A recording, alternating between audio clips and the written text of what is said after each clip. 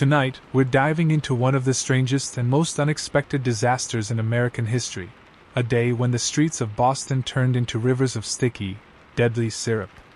This is the story of the Great Molasses Flood, a tale of ambition, negligence, resilience, and survival, and a reminder that even the sweetest things can bring the greatest tragedies. Before we get started, take a moment to like the video, subscribe to the channel, and tell us where you're watching from. It helps keep these incredible stories alive. Now settle in, get comfortable, and join us as we journey back to 1919, to a city caught off guard by a disaster no one ever saw coming. The morning of January 15, 1919, began like any other in Boston's North End. The neighborhood was alive with the sounds of a working city, the clatter of horses' hooves on cobblestones, the clang of trolley cars, and the voices of dockworkers moving cargo along the bustling waterfront. Children darted through narrow alleyways on their way to school. Housewives bundled in scarves hurried toward the markets. Men in caps and coats gathered at the piers, hauling goods and exchanging the latest news. But rising above it all, almost unnoticed, stood a giant, hulking structure, a 50-foot-tall steel tank, bulging with over 2 million gallons of molasses. It belonged to the Purity Distilling Company, a subsidiary of United States Industrial Alcohol. The tank was an imposing figure in the landscape, looming near Commercial Street, close to the harbor's edge. Painted a dark, rusty brown, it looked solid from a distance. But up close, cracks spiderwebbed its surface, and a faint metallic groan echoed when the wind pressed against it. Residents often complained about the tank. Children whispered that you could hear it creaking and rumbling at night. Workers joked nervously about its leaks. Sticky molasses often oozed from its seams, coating the ground below with a thin, sweet film. No one, though, thought much of it. It was part of the neighborhood, part of the landscape. Just another piece of industry among many in a city that never slowed down. What the people didn't know, what no one knew, was that the tank was a disaster waiting to happen. The molasses inside wasn't just for sweetening cookies or candy. It was destined for conversion into industrial alcohol, a vital ingredient in making munitions for the Great War, which had ended only 2 months before. The demand for alcohol had been so great that the tank had been filled hurriedly, even as the weather fluctuated wildly between winter freezes and unseasonably warm spells. Boston's North End was a dense, lively neighborhood, primarily home to Italian immigrants and working-class families. It was a place where people lived close to one another, close to the street, close to the docks, close to the industries that had built the city.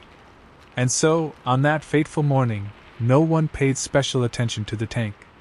The weather was unusually warm for January. Temperatures climbed into the low 40s Fahrenheit. The sun glinted off the ice still clinging to the edges of buildings.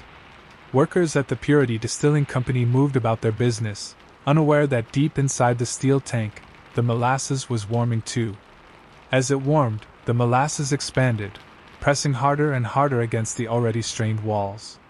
Inside the tank, pressure built silently. Rivets, some of which had been cheaply installed, trembled against their fittings. The metal plates groaned and shifted. The warm molasses bubbled and strained for release. At 12:30 p.m., just after the lunch whistle had sounded and the streets were beginning to fill again with workers returning to their jobs, the tension reached its limit.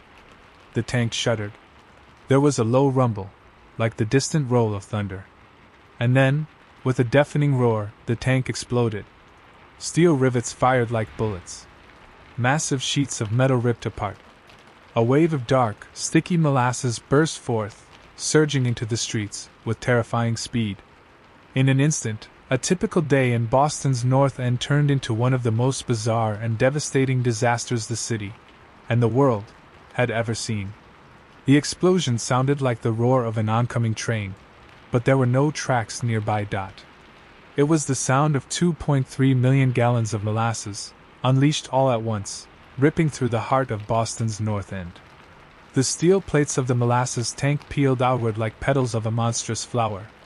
Rivets, now deadly projectiles, whistled through the air, striking buildings, people, and horses with deadly force. In mere seconds, a dark, churning wave of molasses rushed into the streets. The molasses surged at a speed of 35 miles per hour, faster than most people could run. It towered over 25 feet high at the point of explosion, a wall of sticky death that flattened everything in its path. Buildings closest to the tank were crushed instantly. A nearby firehouse belonging to the Boston Fire Department's Engine 31 was smashed into splinters as the wave hit its foundation. The upper floors collapsed downward, trapping firefighters inside. Streets were ripped apart. Wooden wagons were splintered. Horses, pulling carts just moments before, were swallowed by the flood, their frantic screams silenced in moments. People caught in the open had little chance. The molasses was thicker than water, denser than oil. It grabbed ankles and yanked bodies to the ground. It filled mouths and lungs. It wrapped around legs and arms, making movement almost impossible. Those who tried to run found themselves dragged under by the sheer weight and suction of the sticky flood. Children playing nearby were swept away. Workers from the waterfront, dock hands and carpenters, were bowled over like dolls. Some were crushed against walls. Others were buried alive beneath the glistening brown tide. Within minutes, a full 2 city blocks of the North End were submerged. The elevated railway structure running along Commercial Street was battered by the wave, its massive steel support beams twisted and snapped like matchsticks. An approaching train, its motorman seeing the flood too late, managed to halt just in time to avoid catastrophe. Had it been seconds later, dozens more would have died. Witnesses described the scene as apocalyptic. A Boston police officer later said the molasses had a force of its own. Like a giant hand, he recalled, reaching out and smashing everything it touched. Survivors staggered through the thick, knee-deep syrup, their movements slow and desperate, as if wading through a nightmare. Cries for help echoed through the sticky streets. Men and women clawed at the molasses with bare hands, trying to free neighbors and strangers alike. The molasses, now cooling in the winter air, began to harden. It clung to everything, skin, hair, clothing, weighing survivors down even further. Rescue became nearly impossible. Even the simplest movement was exhausting. Within half an hour, the wave had slowed, but the devastation remained. The North End was unrecognizable. Buildings reduced to rubble. Streets submerged in glistening brown muck. Bodies half buried under heaps of congealed syrup. The sweet, sickening smell of molasses hung heavy over the ruins, mixing with the stench of seawater, dust, and fear. The city had seen fires, shipwrecks, and industrial accidents before. But never anything like this. Boston was stunned. In the hours to come, rescuers would arrive, police, firefighters, volunteers, to pull the living from the wreckage and recover the dead. But for now, the North End was silent, except for the faint, sticky sound of molasses still sliding down shattered walls and broken streets. The great molasses flood had begun, and its terrible cost was just starting to be counted. As the wave of molasses settled into a heavy, sticky sea, a stunned silence fell over Boston's North End. Then came the cries. Faint at first, then louder, desperate voices calling out from under collapsed buildings, from beneath wagons and rubble, from deep within the dark syrup that clung to everything like glue. Rescue efforts began almost immediately, but they were slow, chaotic, and dangerous. Police officers, firefighters, sailors from nearby ships, and ordinary citizens rushed into the devastation. They tore at the debris with bare hands, pulling survivors from beneath shattered beams and broken walls. But the molasses made every movement a nightmare. It clung to rescuers' boots, sucked at their clothes, and pulled tools from their hands. Stretchers stuck in the thick syrup. Horses flailed helplessly, some needing to be put down when they couldn't be freed. Men sank waist-deep as they tried to cross the flooded streets. It took 4 men just to pull a single survivor from the molasses in some places, and sometimes, even then, it was too late. In the ruins of the collapsed firehouse, trapped firefighters pounded on beams for help. Rescue crews dug frantically through wreckage, but the syrup made the work painfully slow. Some firefighters were pulled out alive. Others were not so lucky. All around, survivors struggled against the molasses grip. A young boy named Pasquale Iantosca, playing nearby when the tank burst, was thrown against a building by the initial shockwave. His body was found hours later, lifeless, entombed in a sticky coffin of syrup. Many others, workers, pedestrians, even entire families, disappeared beneath the molasses, their bodies recovered only days later. The Boston Globe reported that molasses, waist-deep, covered the street and swirled and bubbled about the wreckage. It coated everything it touched: sidewalks, storefronts, rescue tools, and rescuers themselves. The molasses had turned the entire North End into a suffocating swamp. And it wasn't just the physical rescue that posed dangers. The fumes from the broken tank and fermenting syrup filled the air with a sickly sweet, choking scent. Some rescuers complained of dizziness. Others grew violently ill from exhaustion, fumes, and the strain of working for hours in the clinging, unrelenting mass. Despite the odds, survivors were found. Some were pulled from second-story windows, where the molasses had risen just high enough to trap but not drown them. Others were dug from underneath collapsed porches and stairways. A few had managed to cling to debris and float atop the syrup until help arrived. But the toll was devastating. By nightfall, Boston officials knew the disaster was far worse than they had first feared. Bodies were still missing. Whole buildings were gone. Families were shattered. And all around, in the flickering light of lanterns and torches, the streets of the North End glistened with a dark, sticky sheen, as if the city itself was bleeding molasses. City leaders quickly realized that this was not just a local tragedy. It would be one of the worst industrial disasters in American history. And soon, the questions would begin. Questions about responsibility, about greed, about carelessness. Questions that would demand answers from the powerful men who had built the tank and filled it to bursting.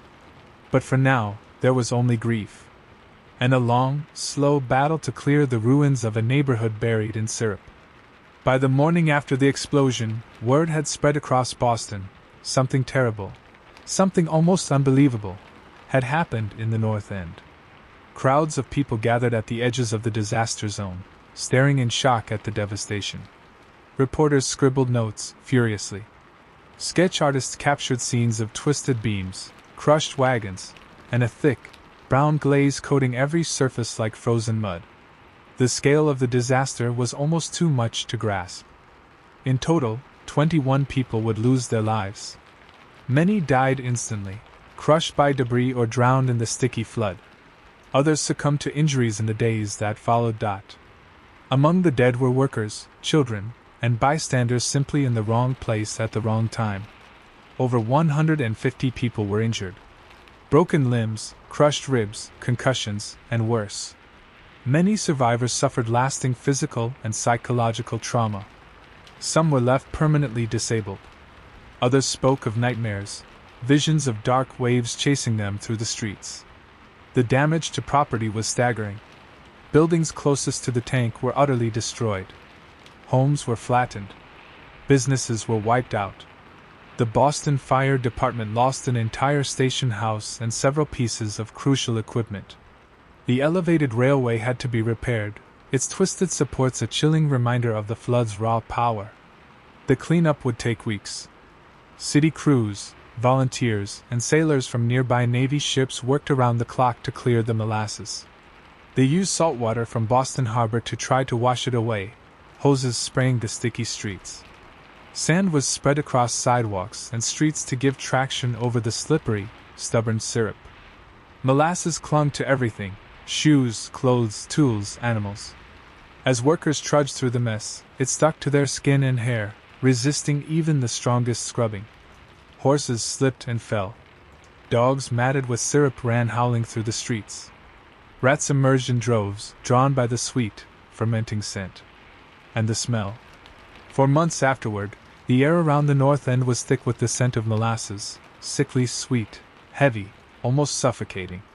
Residents swore they could still smell it decades later, seeping from cracks in the sidewalks and walls during humid summer days.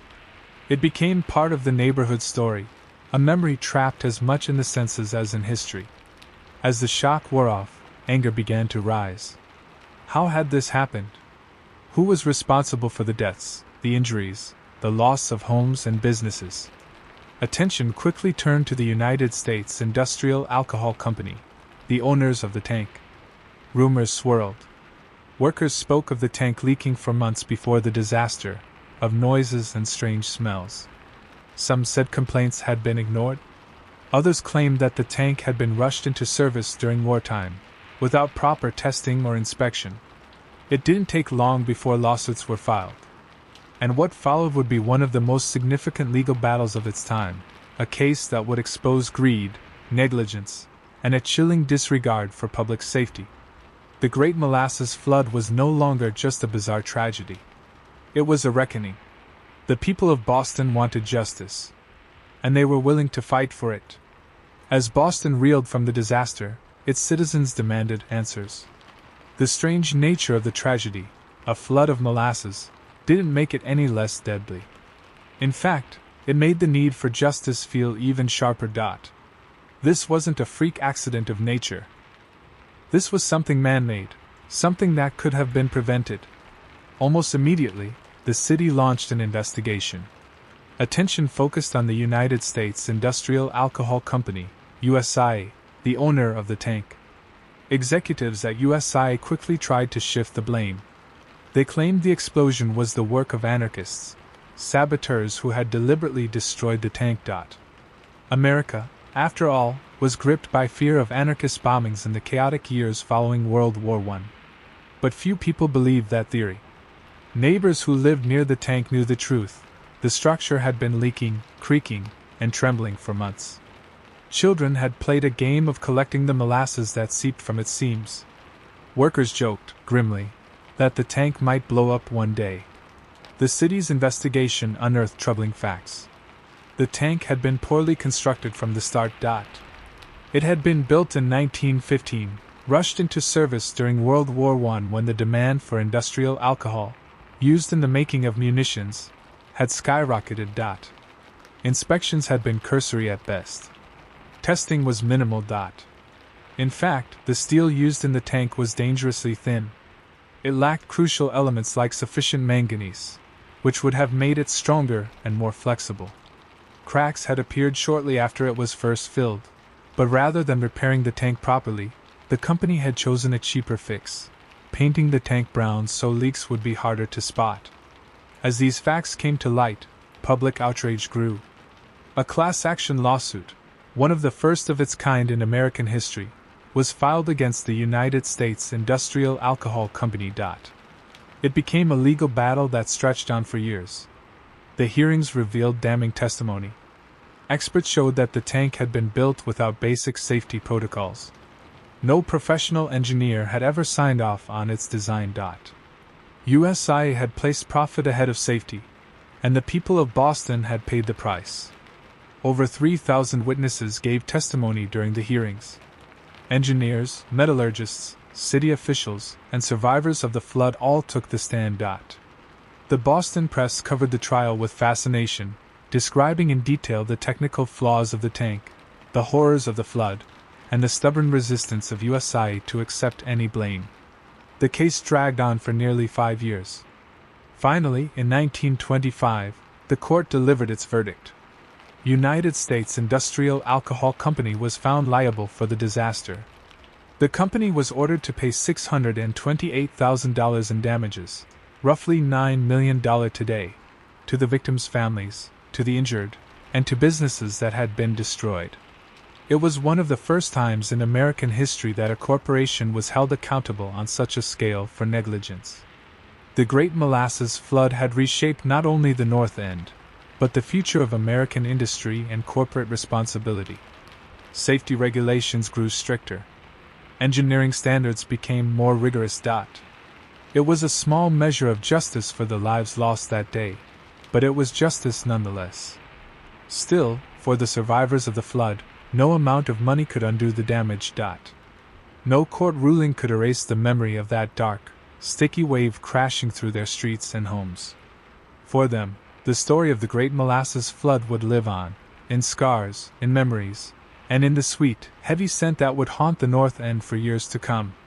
Even after the lawsuits and hearings, Boston still faced an enormous, tangible problem: the mess. The flood had left the North End caked in layers of molasses that were more stubborn than anyone imagined. At first, city workers believed they could simply hose down the streets with water. But molasses isn't easily washed away. Water only made the syrup thinner, spreading it farther, rather than removing it. The molasses seeped into every crack and crevice.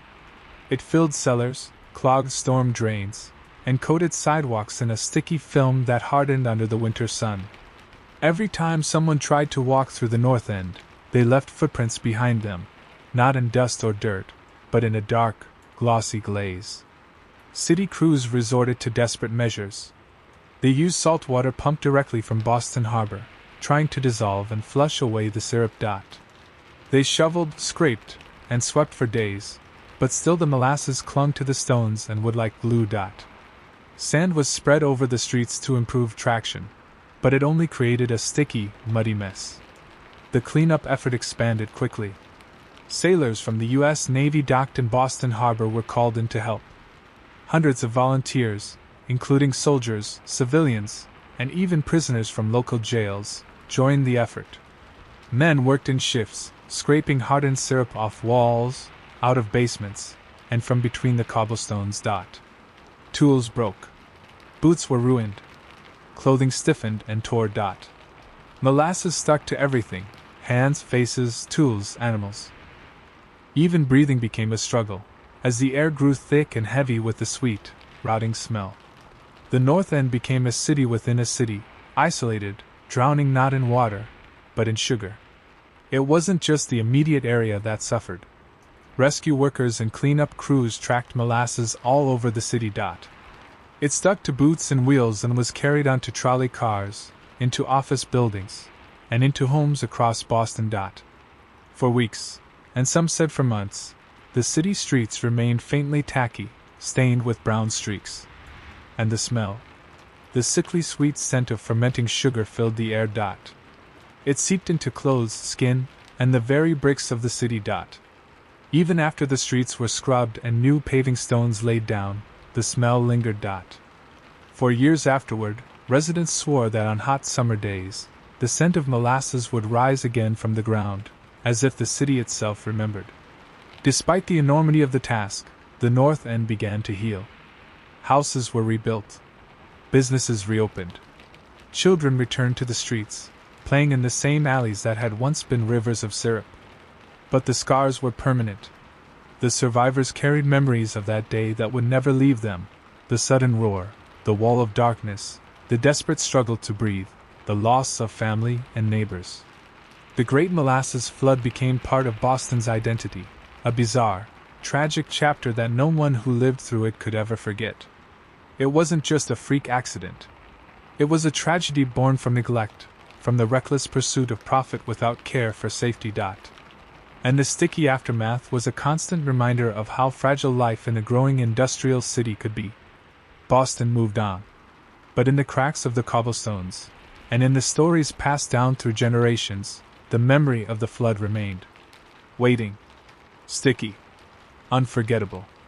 Long after the syrup was scrubbed from the streets, the story of the Great Molasses Flood lived on, not just in history books, but in the very bones of Boston. For the people of the North End, it was not just a tale to be told. It was a personal memory, one tied to the streets they walked, the families they lost, and the resilience they had to muster in the flood's aftermath. And as time passed, the disaster took on a life of its own. Stories spread. Some were true, tales of firefighters trapped in their collapsed station, of horses drowning in sticky waves, of the molasses hardening around people like quicksand. Others were exaggerated over the years, rumors of survivors who floated atop the syrup in barrels, of molasses waves towering higher than buildings, of entire city blocks swallowed in a single gulp. But one thing remained constant: the horror and the absurdity of it all. Boston had seen fires, shipwrecks, and blizzards. But a flood of molasses? It seemed almost surreal, like something out of a twisted fairy tale. It became a symbol, a dark joke shared in newspapers, textbooks, and coffee shops. Boston, they said, was the city that drowned in sweetness. And yet, behind the oddity of the story was real pain. The families of the dead did not forget. The injured lived with scars that weathered every change of season. Old-timers in the North End would tell the tale with a shake of the head, half chuckling, half mourning, the day when the ground itself turned into a trap.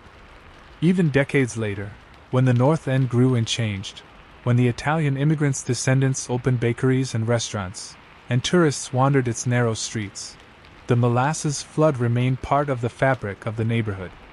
Children would hear it whispered like a legend. "Be careful on hot days," they'd say with a grin. "You might still smell the molasses." And sometimes you could. When summer heat pressed down on the cobblestones, old residents swore they could catch a faint, sickly sweet scent rising from the ground, as if the city itself remembered what had happened. Boston embraced the story in its own way. Newspapers ran retrospectives. Writers composed ballads and articles. Local historians pointed to the disaster as a lesson in engineering failure, corporate greed, and the enduring strength of a community in the face of unimaginable disaster. It even became part of American folklore, often listed among the oddest and most unlikely disasters in history. The Great Molasses Flood was more than just a quirky footnote. It was a testament to survival. A moment when a city faced the unimaginable and endured. A story so strange, so sticky, and so tragic that it has echoed through more than a century of retellings. In some ways, the people of Boston found healing in remembering. In telling the story, year after year, generation after generation, they honored the lives lost, and reminded themselves that even in the face of absurdity and destruction, they could rebuild, endure, and laugh again. Because sometimes, survival isn't just about enduring the terrible.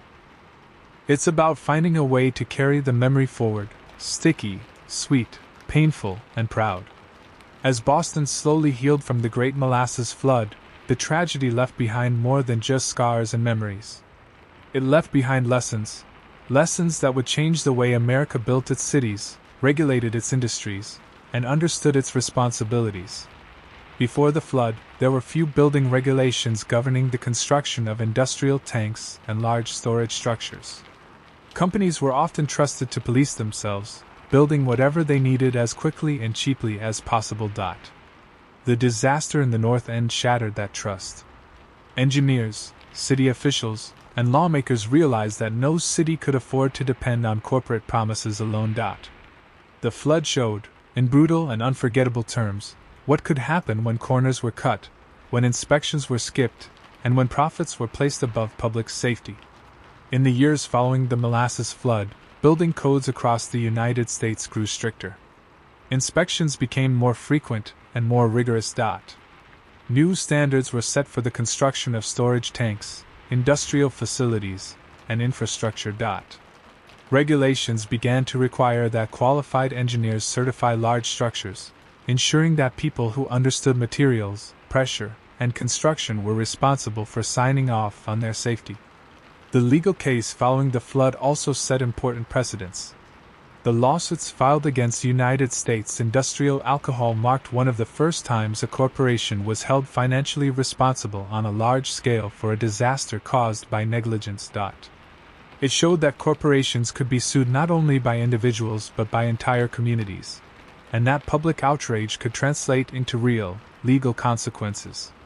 This shift would echo through the 20th century, influencing labor laws, building standards, and the rise of consumer protections across America. In a way, the sticky flood helped pave the way for a safer, more regulated modern world. It forced a conversation that had long been avoided. Who is responsible when something goes terribly wrong?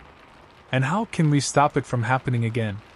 Today, few people remember the Great Molasses Flood as anything more than a strange bit of trivia, a bizarre event tucked between more famous moments of history. But in the world of engineering, law, and safety, it remains a powerful example. An example of how arrogance and haste can destroy lives. An example of why regulations, as tedious and bureaucratic as they sometimes seem, exist to protect the vulnerable. And an example of how a city, and a nation, can learn from tragedy. Not perfectly. Not always completely. But learn nonetheless. The people of Boston's North End rebuilt their homes and their businesses. The city rebuilt its streets and its train lines. The country rebuilt its laws and its standards. And all of it, in some strange, sticky way, began with a tank that groaned, leaked, and finally gave way under the weight of its own neglected burden. The Great Molasses Flood was a disaster. But it was also a turning point. A dark, bittersweet moment in the slow, sometimes painful march toward a safer and more just world. In the decades after the Great Molasses Flood, Boston changed. The city modernized. New bridges spanned the Charles River. Skylines grew taller. Neighborhoods shifted and evolved. But in the North End, the story of the Molasses Flood remained, sticky, sweet, and haunting. Old-timers told tales to the next generation, how the streets once ran thick with syrup, how people had waded waist-deep through a river of sugar, how the air had smelled of molasses for months, maybe even years afterward. And there was truth to it. Even after the streets were scrubbed and the buildings repaired, molasses had seeped into the cracks of Boston, into the foundations of homes, into the walls of warehouses, into the soil itself. On especially hot summer days, long after the flood, people claimed they could still smell it, that faint, sticky sweetness rising from the ground like a ghost of the past. The Great Molasses Flood became part of local folklore. It was spoken about with a strange mixture of sorrow and humor, a tragedy so odd, so surreal, that it seemed almost unbelievable to anyone who hadn't lived through it. Newspapers occasionally ran anniversary pieces. Historians dug through old court records and photographs, trying to reconstruct exactly what had happened that day. Authors and poets wrote about it. Songs were composed. Tour guides included it on their walking tours of the city, weaving the tale between stops at Paul Revere's house and the Old North Church. And yet, beneath the jokes and disbelief, the story remained deeply human. It was about people who had gone to work, to school, to the market, ordinary people, and found themselves swept up in something unimaginable. It was about families who mourned, and rescue workers who fought to save, and a community that reclaimed its streets from disaster. The Molasses Flood wasn't just a curiosity. It was a mirror, reflecting both the fragility and resilience of a growing American city. And it served as a reminder. A reminder that even in an age of steel and industry, the most unexpected things could still undo human plans. A reminder that the ordinary could become extraordinary in an instant. A reminder that safety, community, and vigilance mattered, perhaps more than anyone realized until it was too late. In 2015, nearly a century after the disaster, the Bostonian Society unveiled a small plaque on Commercial Street, near the site of the old molasses tank. It reads simply, "On January 15, 1919, a molasses tank at 529 Commercial Street exploded under pressure, killing 21 people. A 40-foot wave of molasses buckled the elevated railroad tracks, crushed buildings, and inundated the neighborhood. No grand monument. No towering statue. Just a quiet reminder that even the strangest tragedies deserve to be remembered. Because memory is sticky, too. It clings to places, to people, to the invisible spaces between laughter and sorrow. And sometimes, it smells just faintly of molasses on a hot summer's day. Today, the Great Molasses Flood lives on as one of the most bizarre, and strangely poignant, stories in American history. When people first hear it, they often laugh. How could something so sweet, so ordinary, cause such devastation? But for those who look closer, the flood offers something far deeper. It is a story about human ambition and human failure, about what happens when carelessness and greed collide with the forces of nature. It is a reminder that not all disasters arrive with roaring fires or crashing waves. Sometimes, they come slowly, silently, thick and heavy, pressing against weak walls until everything gives way. It is a story about the resilience of a community. About neighbors who waded through knee-deep syrup to save one another. About workers who labored for weeks to scrape the streets clean. About families who mourned, rebuilt, and found ways to laugh again, even as the scent of molasses lingered in the air. It is also a story about change. The Great Molasses Flood helped push America towards stricter building codes, better regulations, and a greater awareness of corporate responsibility. It helped lay the groundwork for a world where safety standards are seen not as inconveniences, but as essential protections. In that sense, the flood's legacy is not just sticky streets and old legends. It is safer bridges, sturdier buildings, and the idea that no structure should rise above a city without accountability. Boston itself carries the memory proudly now. Walk through the North End today, and you'll find little obvious trace of the flood. Modern apartments and restaurants line the streets. Tourists sip coffee and explore the Freedom Trail. Life bustles along, as it always has. But the memory remains. In small plaques. In old newspaper clippings. In the whispered jokes of tour guides and the quiet, knowing smiles of lifelong residents. And perhaps, just perhaps, on a hot and humid summer afternoon, if you pause on Commercial Street and take a slow, deep breath, you might catch the faintest whiff of molasses, rising from the ground, from the stones, from the history itself. A scent sweeter than tragedy. A reminder that even the oddest, most unlikely moments deserve to be remembered. Because they are part of who we are. The Great Molasses Flood was not just a disaster. It was a story, sticky, strange, heartbreaking, and enduring, of a city that faced the unimaginable, and carried the memory forward, one sweet breath at a time. And that was the story of the Great Molasses Flood, a bizarre, heartbreaking moment that left a sticky mark on history and taught lasting lessons about safety, responsibility, and resilience. If you found this story as fascinating as we did, please like the video, subscribe to the channel, and share your thoughts in the comments. We'd love to hear what part of the story surprised you most. Thank you for listening. Stay curious, stay thoughtful, and we'll see you in the next story.